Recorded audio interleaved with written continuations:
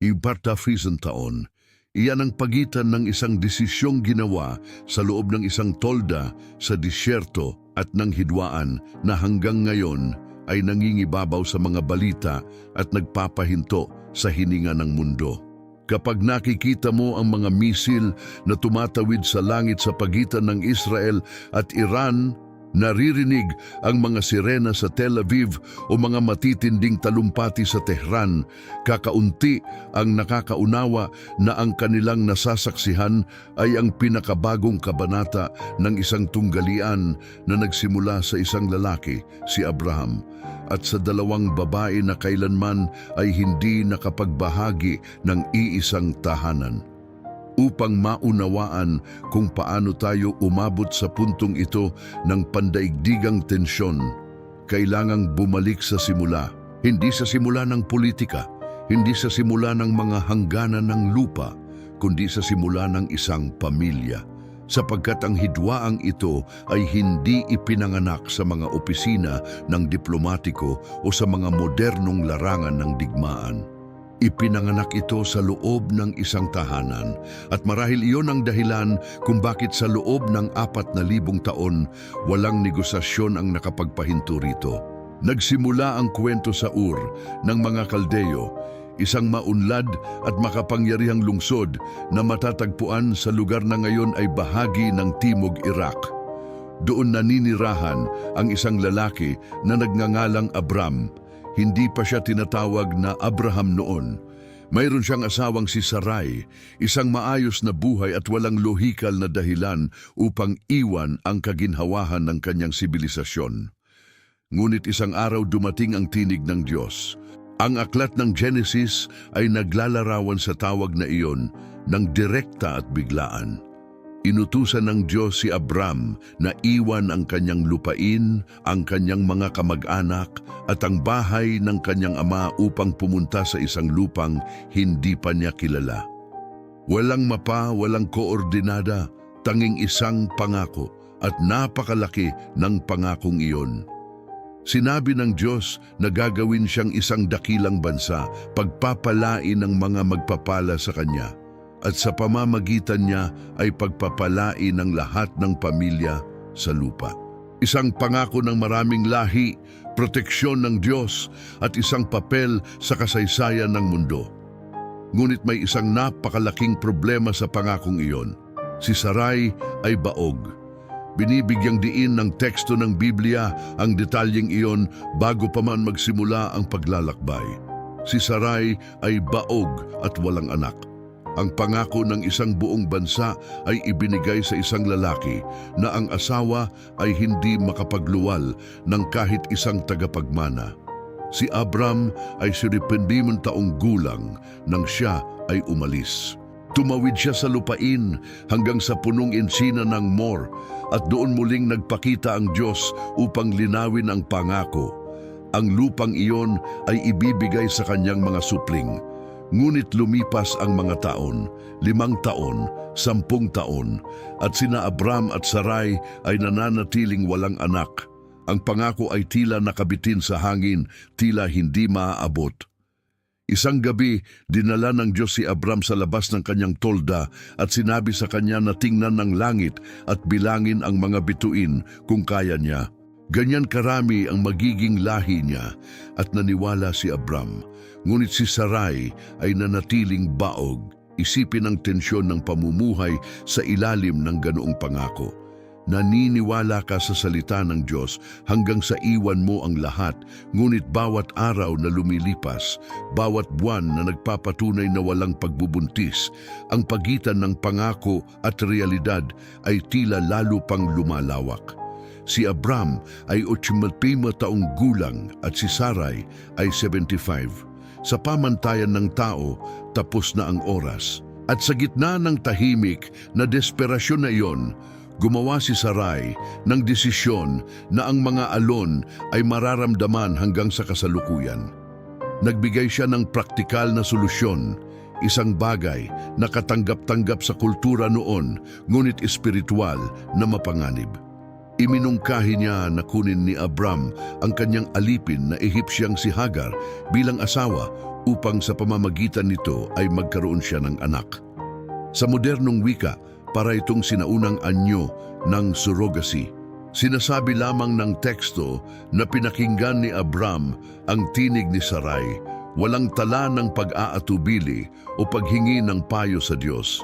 Tinanggap niya ang solusyon ng tao para sa isang pangakong ipinangako ng Diyos na siya mismo ang tutuparin. Agad na buntis si Hagar at doon nagsimula ang unang malaking alitan. Nang malaman ni Hagar na siya ay nagdadalang tao, nagsimula niyang hamakin ang kanyang ginang. Ang alipin na nagdadala ng tagapagmana ay hindi maitago ang kanyang damdamin sa babaeng hindi makapagkaanak.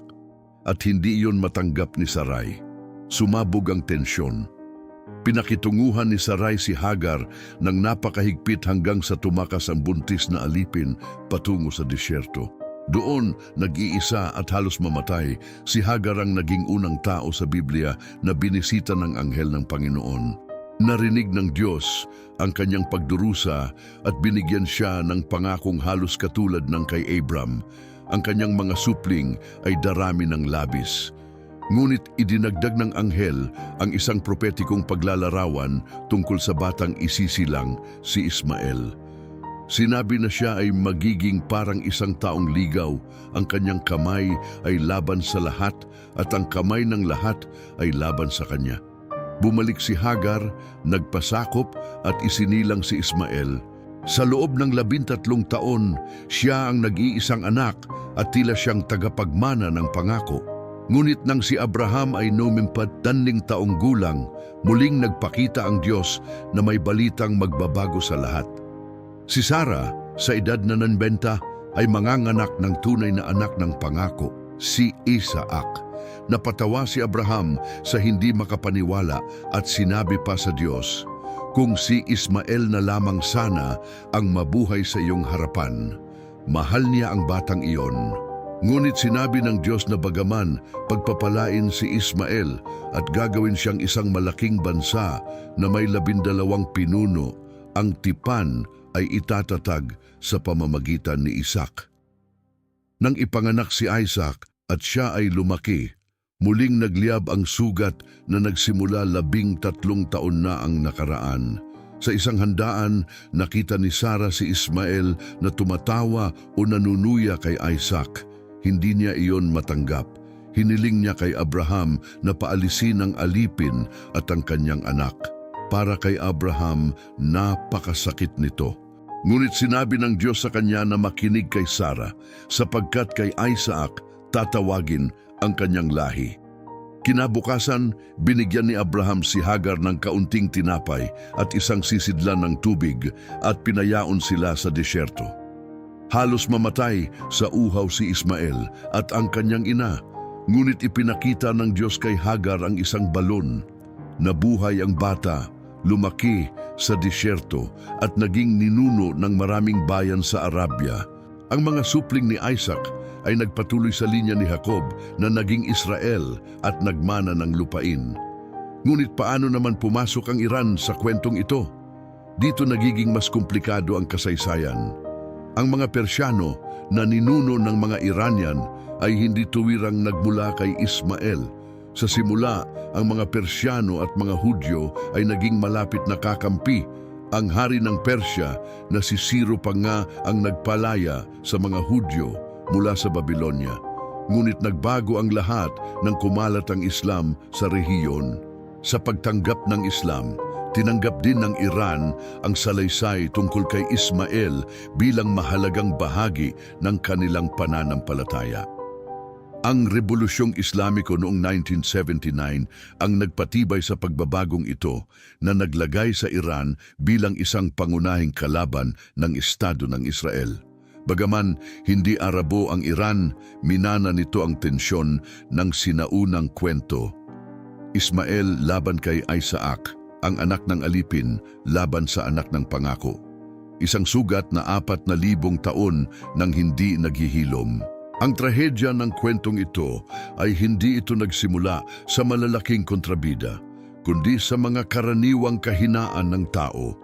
Ang pagkainip ni Abraham, ang paninibugho ni Sarah, at ang pagmamataas ni Hagar. Maliit na desisyon na nagbunga ng napakalalaking kahihinatnan. Nang mamatay si Abraham sa edad na 175, may isang tahimik na detalye ang teksto. Sina Isaac at Ismael ay magkasamang naglibing sa kanilang ama sa kuweba ng Makpela. Ang dalawang magkapatid na pinaghiwalay ng mahabang taon ng sakit ay muling nagtagpo sa katahimikan sa harap ng katawan ng kanilang ama.